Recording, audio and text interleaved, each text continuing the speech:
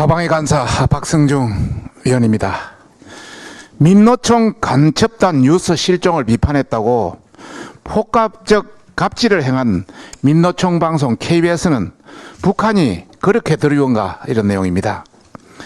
지난 5월 10일 날 민주노총 전현직 간부 4명이 노조 활동을 위장해서 북한 지령을 수행한 간첩 혐의로 구속된 상태로 재판에 넘겨지는 경악할 만한 사건이 있었습니다. 이 문제는 대다수 언론사가 헤드라인으로 다 다뤘습니다. 그런데 KBS는 100만 조합원이 가입된 민주노총의 간첩 혐의 소식을 국민께 전달할 책무가, 보도 책무가 있었으나 이상하게도 KBS 뉴스 9시 뉴스에 뉴스를 찾아볼 수가 없었습니다.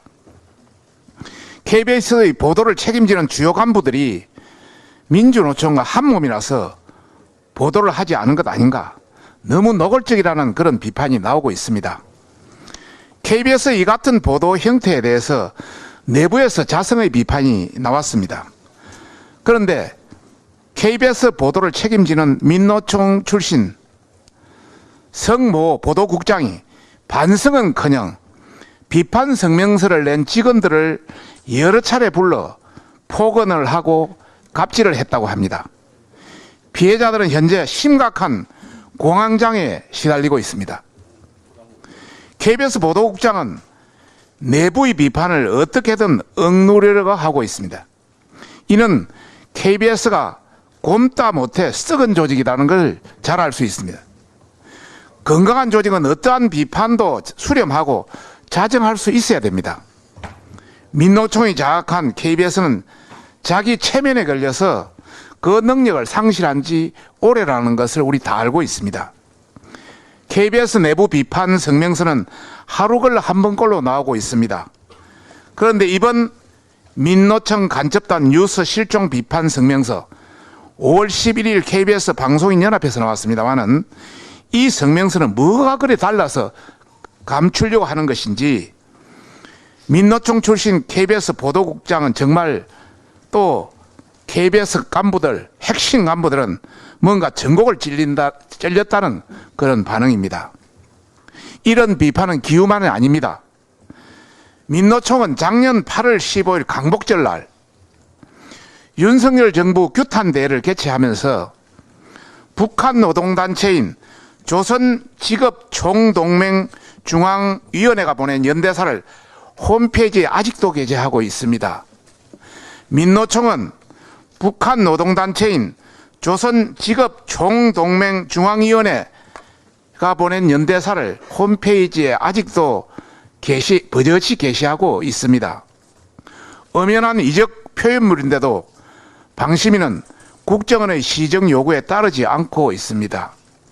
정연주 위원장은 KBS 사장 출신으로 민노총과 한통속이라는 것은 우리가 다 아는 사실이고, 자신의 직분을 계속 망각하고 있다는 비판이 많이 나오고 있습니다. 특히 북한이 민노총에 보낸 연대사를 보면은 대한민국 정권을 북한을 침략하려는 세력으로